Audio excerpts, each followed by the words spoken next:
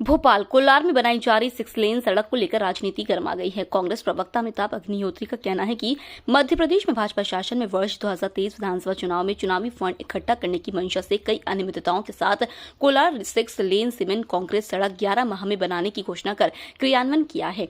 उन्होंने कहा कि विधि अनुसार कोलार 6 लेन का नोटिफिकेशन प्रकाशित नहीं किया, रोड की चौड़ाई टेंडर भी नहीं बताई गई, रोड की चौड़ाई प्रदर्शित किए बिना भू स्वामियों के भवनों पर 2 फीट से लेकर 18 फीट तक अतिक्रमण के निशान लगाए गए। रोड बनाने के पूर्व सीवर लाइन, पेयजल लाइन, बिजली लाइन, गैस लाइन नहीं बनाई गई, लेकिन 6 लेब रोड के मापदंड के अनुसार पैदल पथ, सर्विस रोड, मेट्रो लाइन की जानकारी नहीं बताई गई। विश्व भर में पर्यावरण कारणों से सीमेंट कंक्रीट रोड का विरोध हो रहा है, तो यह सीमेंट कंक्रीट रोड क्यों बनाई जा रही है? जबकि सीमेंट कंक्रीट रोड की लागत डामर रोड की अपेक्षा बहुत अधिक होती है, तो डामर रोड क्यों नहीं बनाई जा रही है? भाजपा सरकार ने अधूरे सर्वे के आधार पर रोड निर्माण का कार्य प्रारंभ करवाया। आदरणीय भाइयों, हमारे मित्रजनों और उपस्थित सभी आदरणीयों, आज ये जो पत्रकार वार्ता है, हमारे माननीय अध्यक्ष जी के हमको आशीर्वाद से, माननीय मिश्रा जी के और बवेली साहब के मार्गदर्शन से आज ये जो पत्रकार वार्ता हो रही है, इसमें भोपाल के एक बहुत करंट इशू पे हम आपसे बात करना चाहते हैं, सप्रमाण। और जो हम आपसे सप्रमाण बात करना चाहते हैं उसकी जानकारी का अधिकार है, सूचना का अधिकार से हमें जो प्राप्त हुई जानकारियां हैं, जो हमको सूचना अधिकार से प्राप्त जानकारियां हैं, जो विधानसभा से हमें प्राप्त जानकारियां हैं, जो कोर्ट कचहरी से हमें मिले हुए कागज हैं और जो समाचार पत्रों में आप लोगों ने जो प्रकाशित किया है, उसके आधार पर जो हमारे पास जानकारियां हैं, उसके आधार पर हम ये आरोप सहित पत्रकार वार्ता कर रहे हैं कि भोपाल में जो कोलार 6 लेन मार्ग का जो निर्माण हो रहा है, ये कोलार 6 लेन मार्ग के निर्माण के आड़ में भाजपा का चुनावी चंदा अभियान इकट्ठा करने की एक मंशा प्रतीत होती है। और इसको हम आरोप ही नहीं लगा रहे हैं, इसके हम प्रमाण जब आपके सामने रखते हैं तो उसमें आप लोग निर्धारित कीजिएगा कि क्या इसके अंदर जो हमारे आरोप हैं उसकी सत्यता को आप लोग देखिएगा। पहली चीज तो हम इसके अंदर आपसे ये कह रहे हैं कि जब इसको हम कोलार 6 लेन की बात करते हैं तो ये वर्तमान अभी से मामला नहीं है, ये पिछले 20 साल से करीब कोर्ट के अंदर चलता हुआ एक मामला था।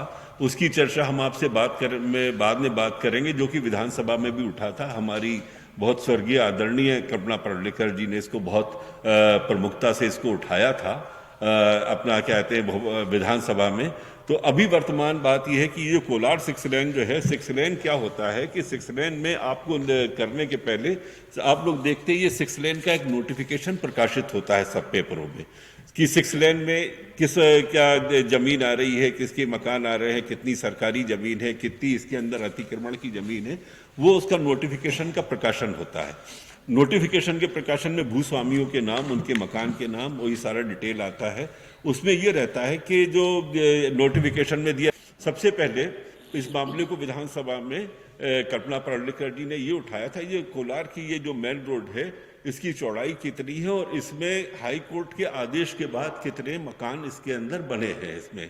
तो उसमें मध्य प्रदेश शासन ने आपका ये जो मेरे पास उसकी कॉपी भी है कल्पना परुलेकर जी का, ये है देखिए आप, ये विधानसभा कार्यवाही है, ये इसकी कॉपी है इसकी।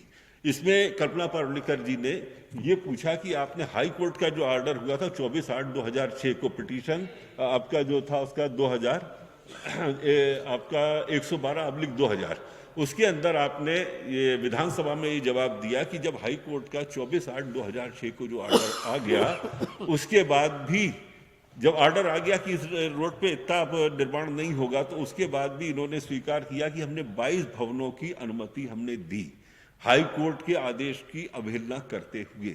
22 भवनों का पूरा डिटेल है इसके अंदर, आप चाहें तो देख सकते हैं, नाम पते समेत विधानसभा में रखी हुई जानकारी है। पहली बात। दूसरी बात इसके अंदर ये हुई कि जब कल्पना परुलेकर जी ने कहा कि ये तो हुआ, आप ये बताओ नोटिस कितने को दिए, तो आप ये देखो, ये मेरे पास आप देख सकते हैं हाई कोर्ट का हवाला देते हुए इसमें इन्होंने कहा कि 281 नोटिस हमने जारी किए हैं। और ये नोटिस कितने जारी किए हैं?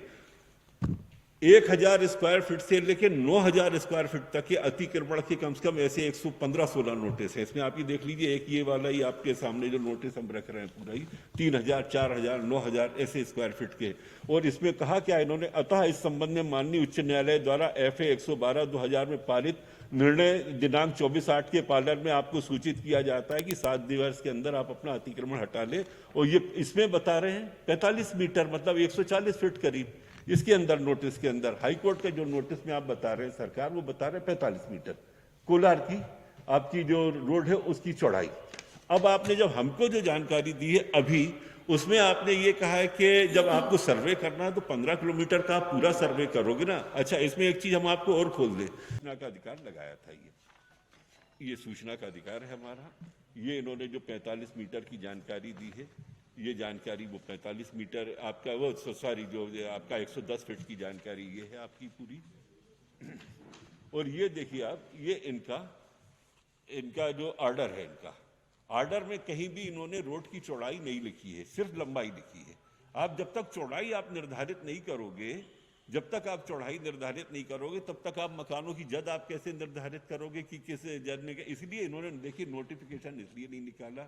अगर ये नोटिफिकेशन निकालेंगे तो इनको जो है दावा आपत्ति लेना पड़ेगा, दावा आपत्ति लेंगे तो उसमें इनको मुआवजा देना पड़ेगा।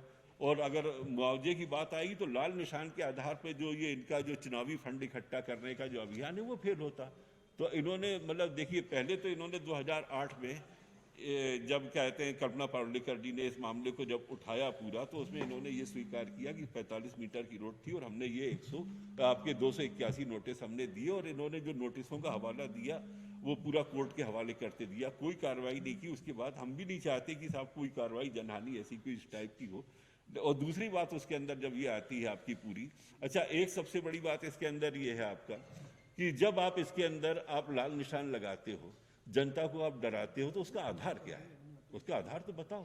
आपने चौड़ाई फिक्स की नहीं है और लाल निशान आपने लगाया, तो इसमें हमारा आरोप सीधा सीधा ये। अच्छा, एक चीज हम इसमें सलाह दे रहे हैं कि जब आप इसको सीमेंट कंक्रीट आप रोड बना रहे हैं, उसकी जगह आप डामर रोड भी बना सकते हैं, आप उसकी जगह आप डामर रोड भी बना सकते हैं। डामर रोड में आपकी लागत भी कम आएगी, एलोवेटेड आप हाईवे भी बना सकते हैं, ये सारी चीज़ें कर सकते हैं जिससे जनहानि होने की संभावना उसके अंदर कम रहेगी। अभी तीसरी चीज़ इसमें जो और आएगी आगे दिक्कत, वो आप देखिए कि अभी 4 साल पहले इन्होंने केरवा की पाइपलाइन बनाई, 4 साल पहले ही बनाई ना, अब आप फिर उसको तोड़ रहे हो। क्यों? आप अगर एक साथ पूरी प्लानिंग करो, अभी आपने 16 करोड़ की लागत उसमें फिर लगाओगे, पहले 100-150 करोड़ की लागत से केरवा पाइपलाइन आपने बनाई, फिर तोड़ोगे, फिर निवासियों को पानी की दिक्कत होगी। जब आप 6 लेन बनाते हो, अब 6 लेन पे आते हैं, 6 लेन। आदरणीय पत्रकार बंधुओं, कैमरा के हमारे सभी साथी, आज की इस प्रेस वार्ता में आप सभी का मैं स्वागत करता हूं। मंचासीन मेरे सभी अग्रज, मेरे सह प्रवक्तागण, आदरणीय के मिश्रा जी, अमिताभ अग्निहोत्री जी, अभिनव बरोड़िया जी, रवि वर्मा जी, हम सभी आज एक बहुत मुख्य और अहम मुद्दे को लेकर, जो भाजपा के शासनकाल में विनाश को विकास बनाकर राजनीतिक मोड़ दिया जाता है, इस पर भोपाल के ही एक अहम सड़क के मुद्दे को लेकर आप सभी के समक्ष उपस्थित हैं। किस तरीके से वैधानिक रूप से और अन्यत्र माध्यमों से विकास बताकर लोगों के साथ छल किया जा रहा है, इस छल विकास पर दृष्टि डालने के लिए आदरणीय अमिताभ जी आप सभी से रूबरू होंगे और किस तरीके से चाहे न्यायालयिक प्रक्रिया को ताक पर रखा गया हो या विकास का नाम बताकर जो भी अनुमतियां हुई हैं उनको ताक पर रखा गया हो, इस पर आप सभी का ध्यान जो है आकर्षित करने का हम प्रयास करेंगे। मैं आप चाहूंगा कि आदरणीय अमिताभ अग्निहोत्री जी आप सभी से इस विषय पर चर्चा करें। खबर समय जगत के लिए कैमरामैन शिवम कुशवाहा के साथ आदित्य सराठी की report. For latest news, subscribe to our channel and press the bell icon.